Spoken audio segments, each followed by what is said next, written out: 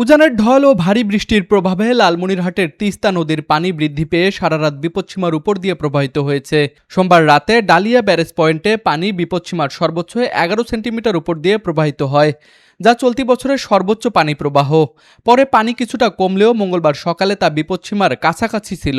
পানি বৃদ্ধির ফলে হাতীবান্ধা, কালীগঞ্জ, আদিতমারী ও সদর উপজেলার তিস্তা তীরবর্তী নিম্নাঞ্চল এবং চরাঞ্চল প্লাবিত হয়েছে। পানিতে তলিয়ে গিয়েছে বসতবাড়ি, গ্রামীণ সড়ক এবং কৃষি জমি। এতে দুর্ভোগে পড়েছেন হাজারো মানুষ। একই সঙ্গে বাদাম ক্ষেত ও আমন ধানের বীজতলা তলিয়ে যাওয়ায় দুশ্চিন্তায় রয়েছেন এই অঞ্চলের কৃষকরা। পানি উন্নয়ন বোর্ড জানিয়েছে, সকালে পানি কিছুটা কমলেও বিকাল বা সন্ধ্যার দিকে আবারও বাড়তে পারে। আগামী 3 দিন তিস্তার পানি বিপৎসীমার আশেপাশে ওঠানামা করতে পারে বলে পূর্বাভাস দিয়েছে এই সংস্থাটি। পানির যে ওঠানামা করার কারণে আমাদের তিস্তা এবং ধলার বেশ কিছু ঝুঁকিপূর্ণ পয়েন্ট রয়েছে। আমরা পানি উন্নয়ন বোর্ড সার্বক্ষণিক মনিটরে রেখেছি। কোথাও কোনো ভাঙন বা ক্ষয়ক্ষতি দেখা দিলে আমরা জরুরি ভিত্তিতে জিওব্যাগ বালি ভর্তি করে ভাঙন প্রশমন করার চেষ্টা করব। বর্তমানে এই পরিস্থিতিতে নদী তীরবর্তী বাসিন্দাদের সতর্ক থাকারও আহ্বান জানিয়েছে পানি উন্নয়ন বোর্ড।